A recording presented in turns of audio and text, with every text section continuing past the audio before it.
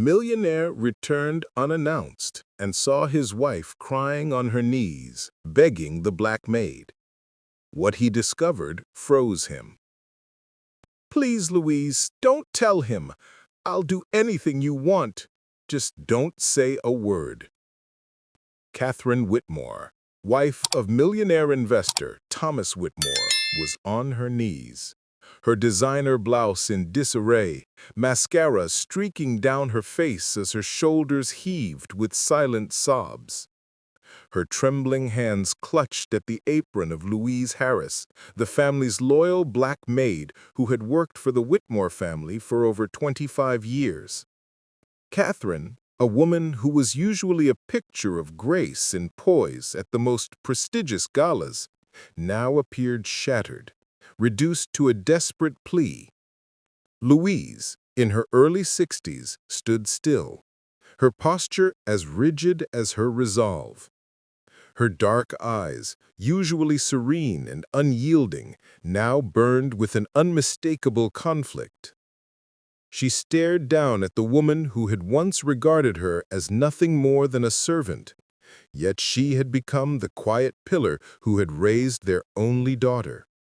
When Catherine was too preoccupied with high society events and a life she couldn't sustain, Louise became the one who took care of things, the one who had always been there. Catherine's voice cracked as she begged, "I'll give you money, jewelry, even a vacation home in the Hamptons. Just please don't tell Thomas. He must never know." Louise's lips remained tight, her chest rising and falling slowly. But it was her silence, louder than any of Catherine's sobs, that spoke the harsh truth. Then came the sharp click of shoes on marble, the echo of leather soles breaking the stillness. Both women turned in unison, their breaths caught in their throats. Thomas Whitmore, tall and imposing, stood in the doorway, his tailored suit still crisp from his flight, briefcase in hand. A man in his late 50s, with salt and pepper hair and the air of a man who had built an empire from nothing. He was not accustomed to surprises. He had returned early from a business trip, expecting a quiet evening at home. Instead, he found his wife on her knees before the maid. The briefcase dropped with a soft thud. Catherine gasped, scrambling to her feet, her face pale. "Thomas, you're home early. I didn't expect you." Her voice was strained, already unraveling under the weight of the truth. The night was thick with tension inside the Whitmore mansion. After Charles retired to his study, his face a mix of confusion and exhaustion, Catherine saw her chance.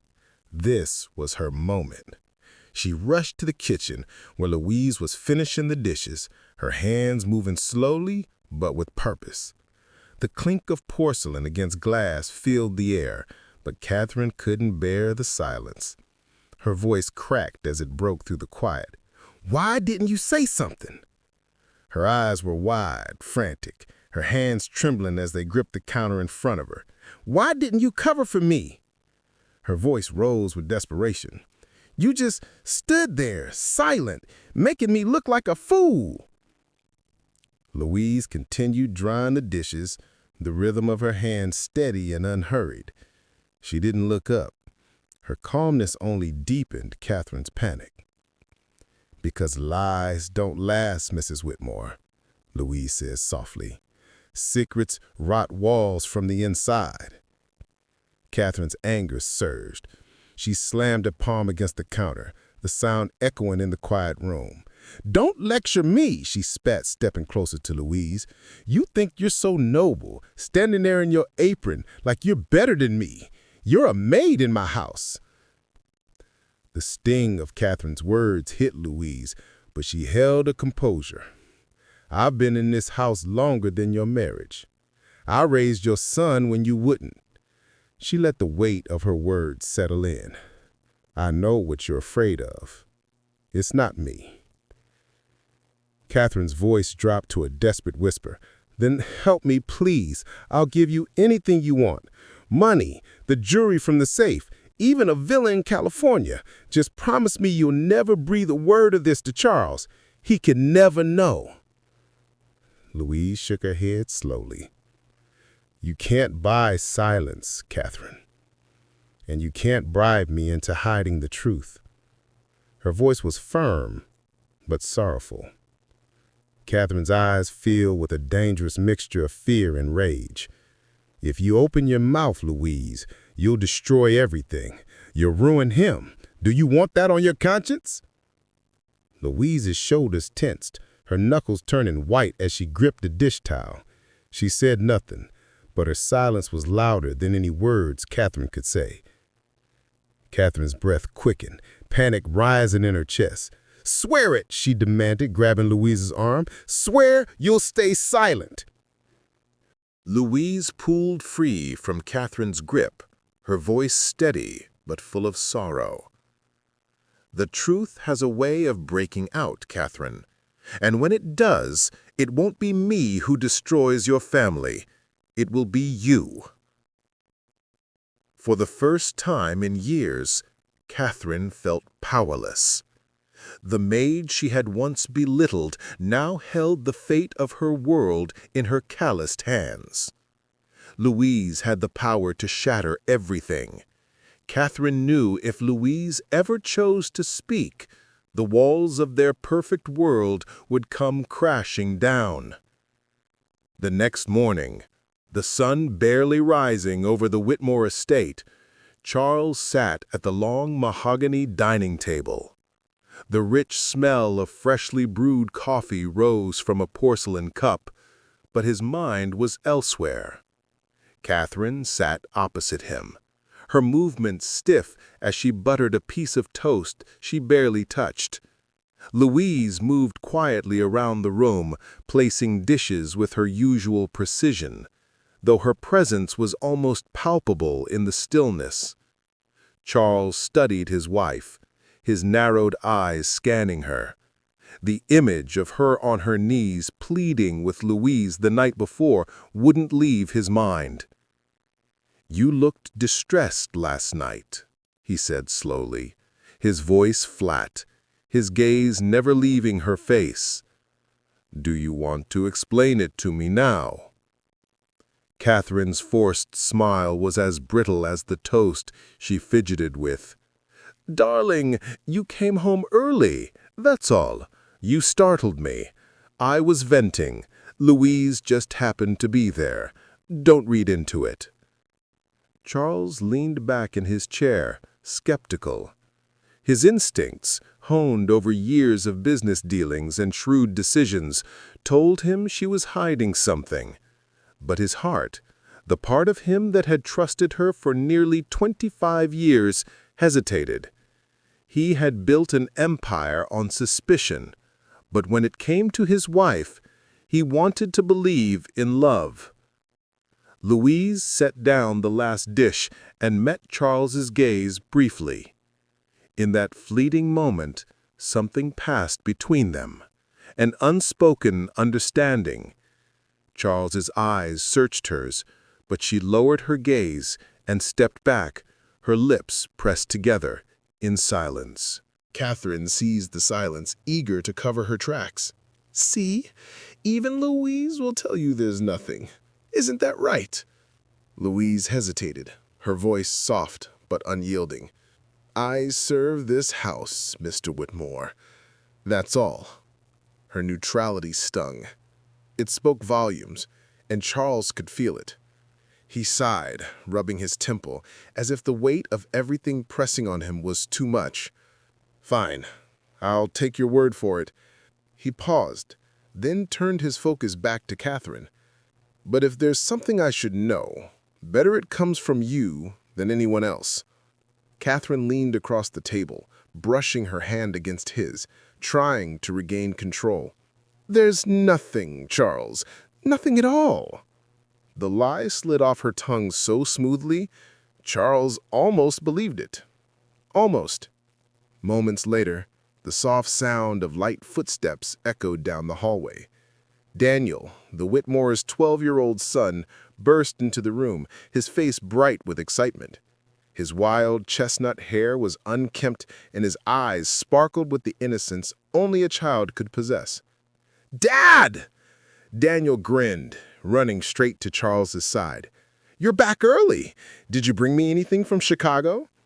Charles chuckled, reaching into his pocket and pulling out a sleek, shiny pen with Daniel's initials engraved on it. "Of course I did. You think I'd forget my favorite boy?"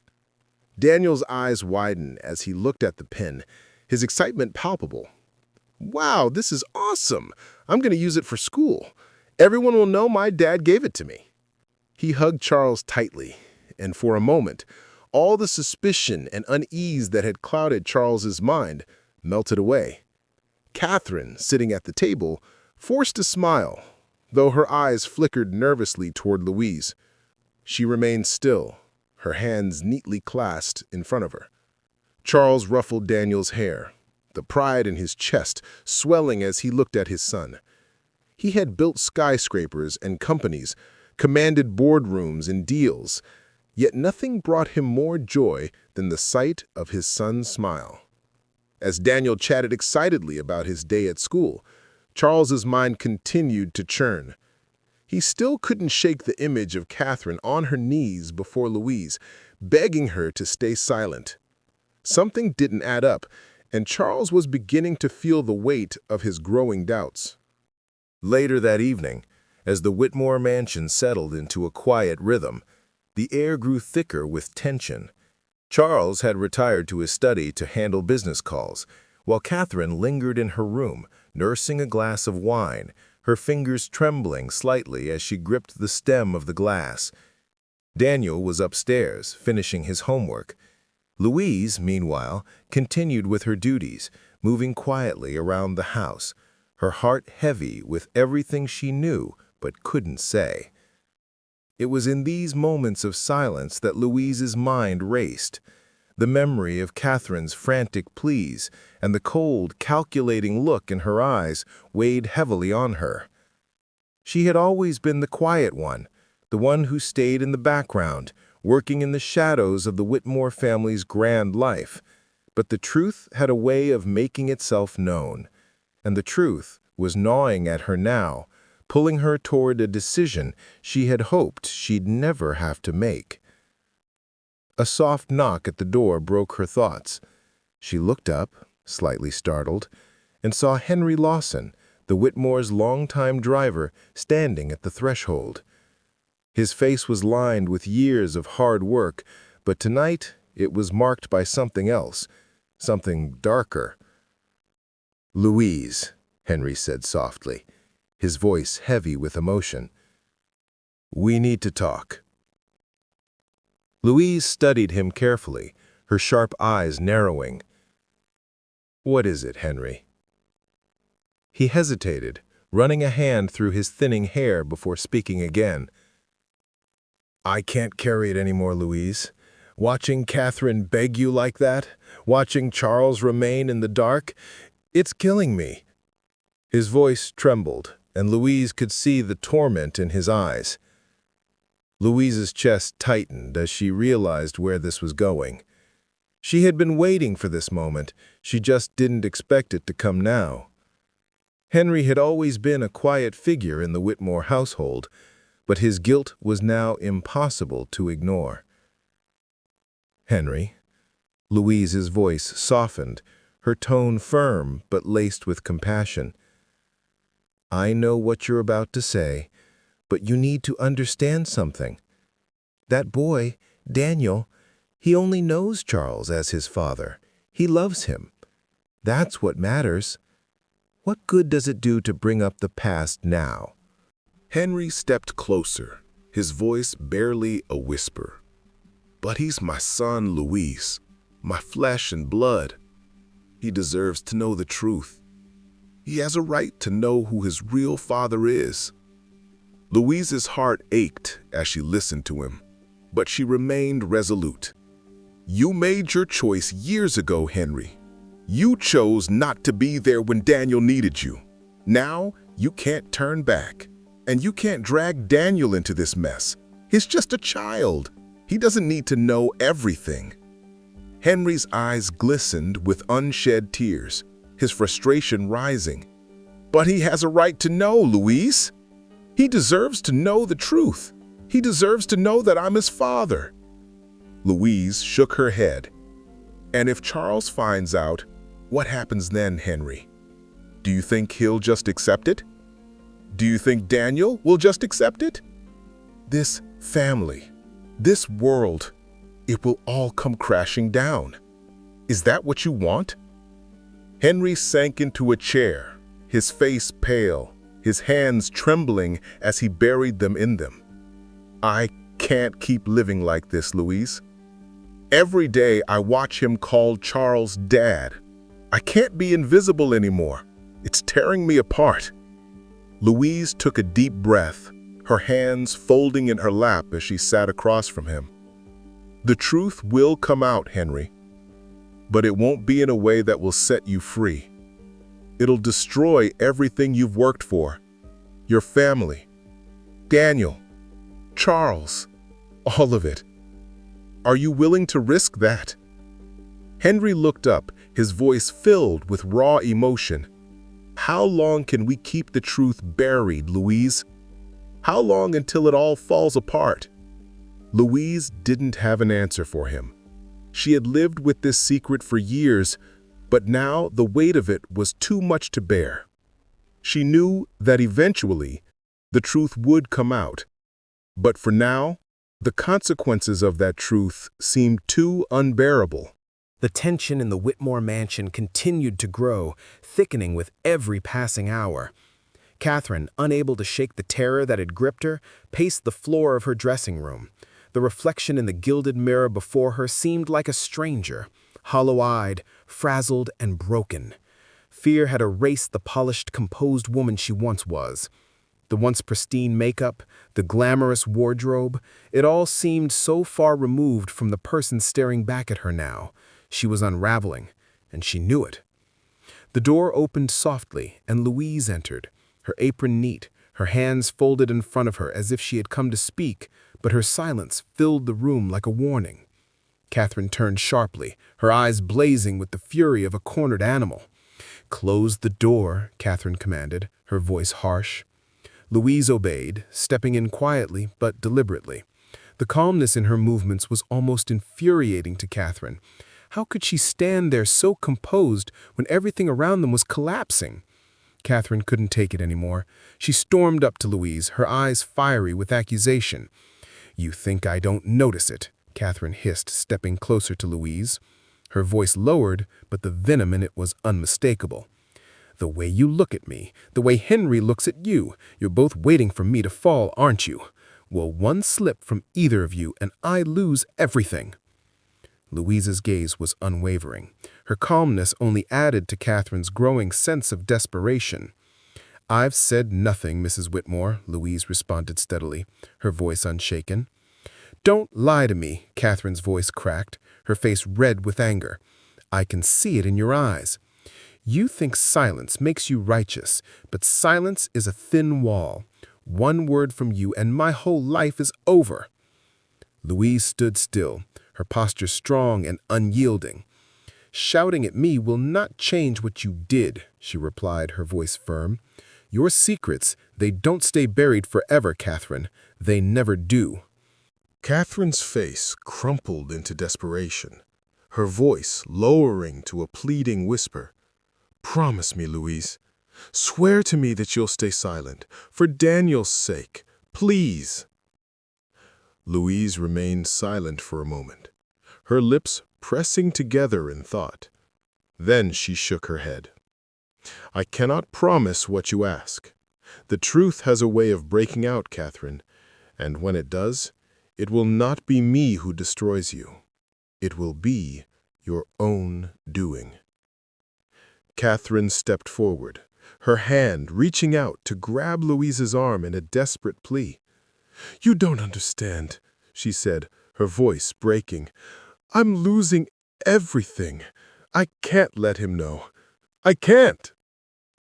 Louise pulled away, her expression unchanging. You've already lost, Catherine.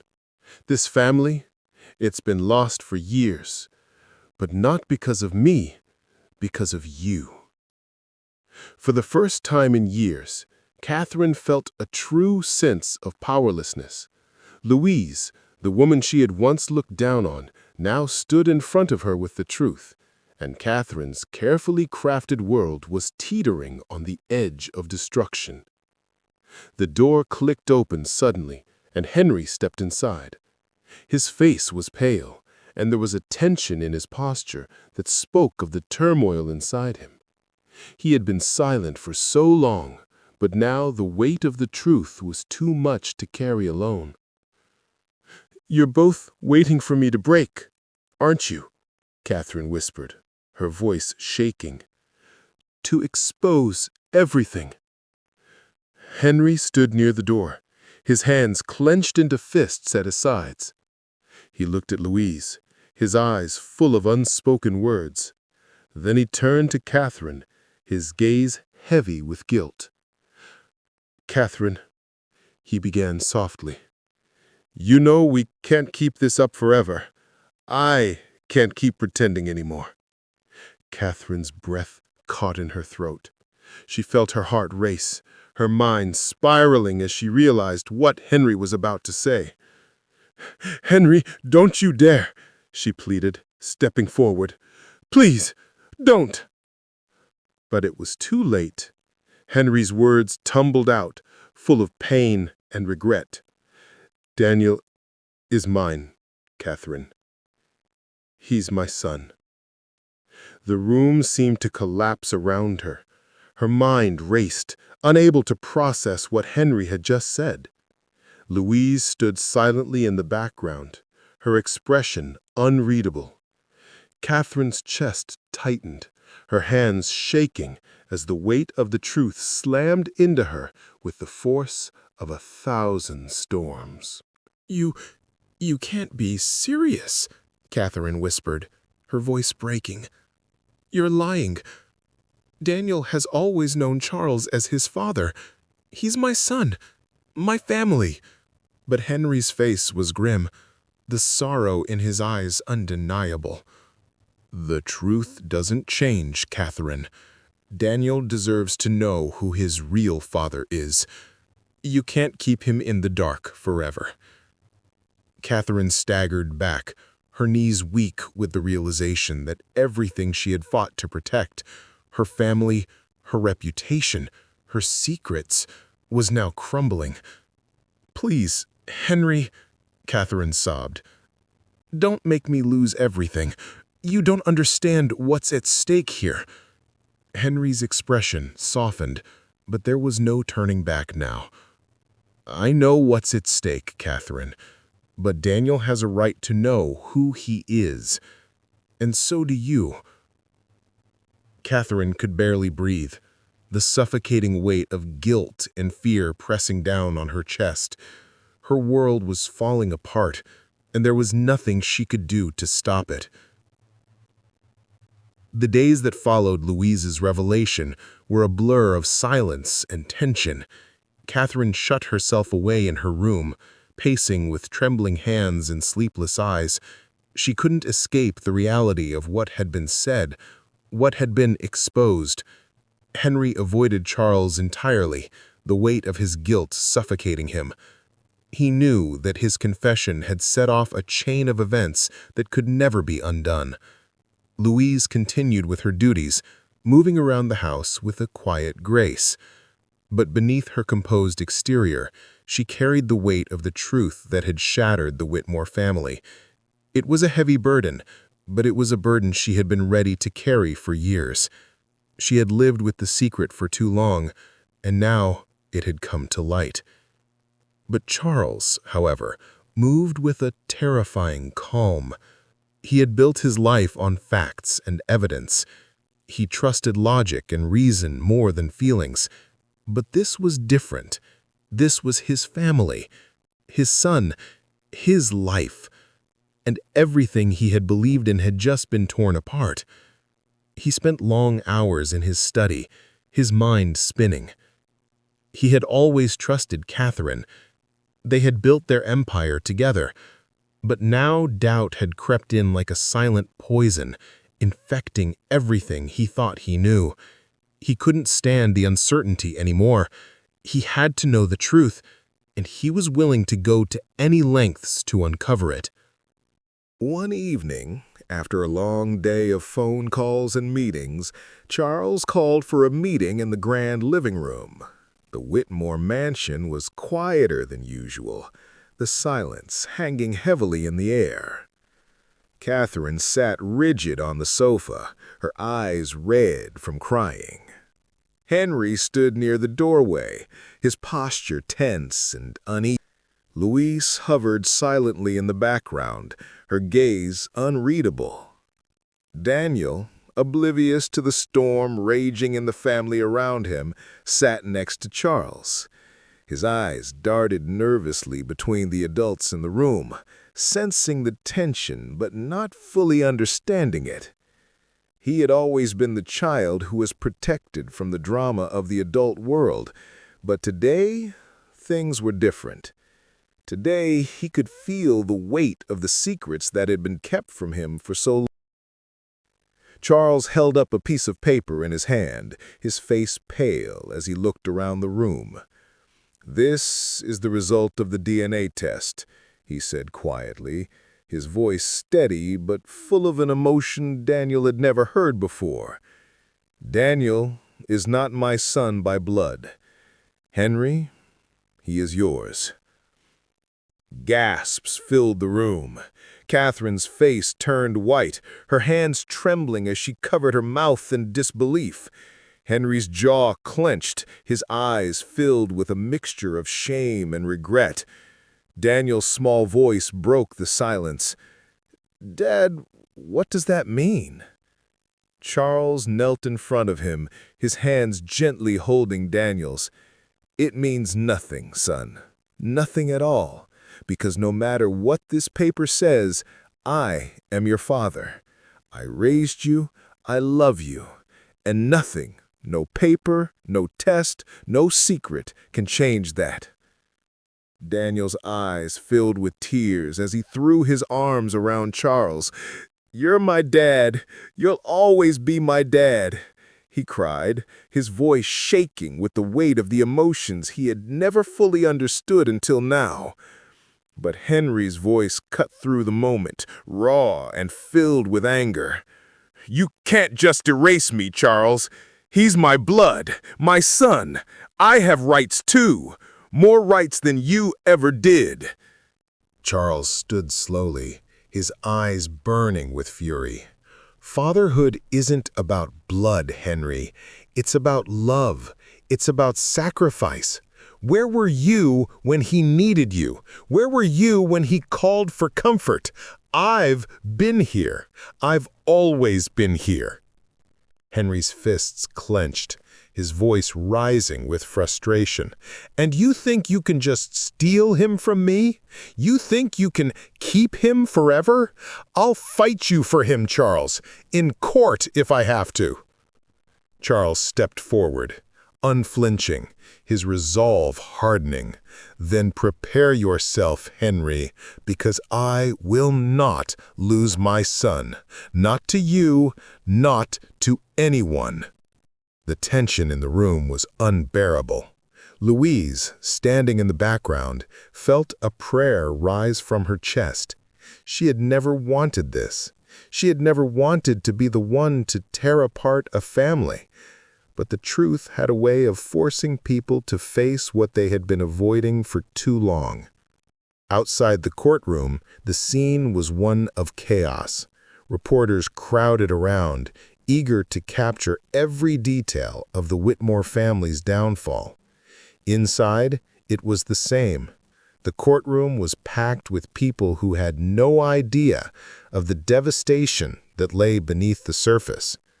Catherine sat rigid in the front row, her sunglasses hiding swollen eyes.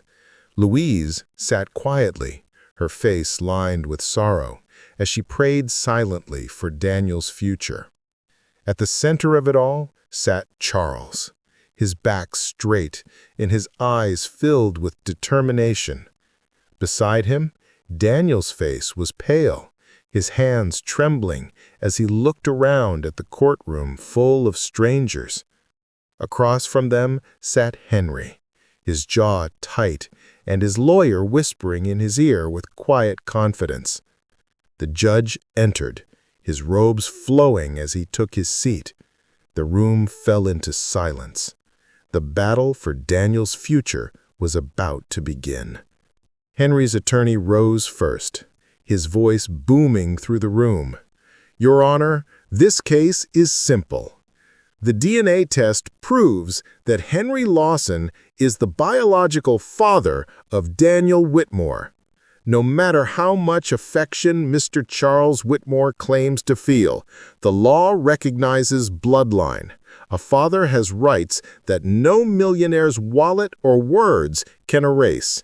Henry's attorney rose first, his voice booming through the room.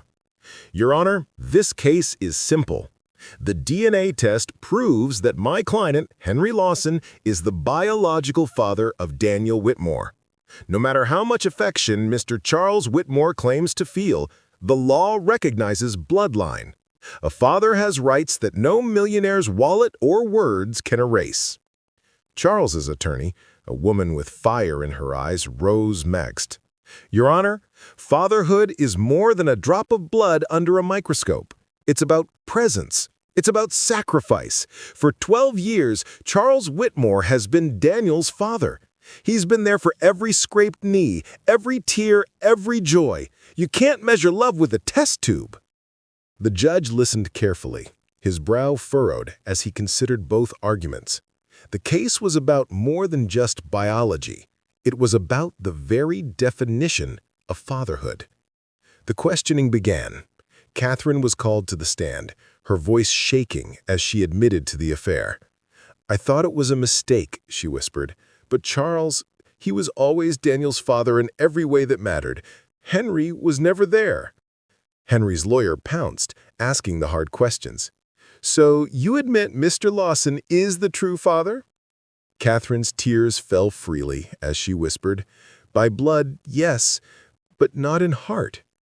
The courtroom was silent, the weight of her words hanging in the air. Then it was Henry's turn. His voice cracked with emotion as he spoke. "I've watched my son call another man dad.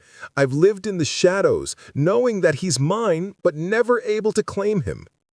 Charles stood, his voice rising as he responded. "Where were you when he needed you? Where were you when he cried? When he needed someone to call dad, I was here, not you." The courtroom erupted into murmurs as the battle between blood and love raged on. The judge leaned forward, his eyes narrowing. "We've heard enough arguments. This decision must rest on the one who matters most, Daniel." The silence in the room was deafening as the judge turned to Daniel. His wide eyes darted between the two men. The world seemed to stop, the tension unbearable.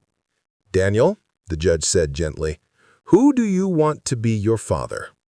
Daniel's voice trembled as he spoke. "I don't care about blood. I care about who's been there for me. And that's you, Dad." He ran into Charles's arms, sobbing against his chest.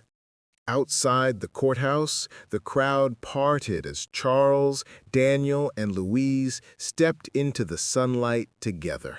For the first time in weeks, Charles held his head high, free from the weight of doubt that had been dragging him down. Reporters shouted questions, cameras flashed, but Daniel's hand in his kept him grounded. He didn't need to explain himself to the world. His son had chosen him, and that was enough. Back at the Whitmore mansion, the echoes of the trial still lingered in every corner. Catherine's belongings were packed up, her presence fading from the house she had once controlled. She left quietly, her shame following her as she disappeared through the grand doors. Weeks passed, and slowly peace began to settle back into the Whitmore household.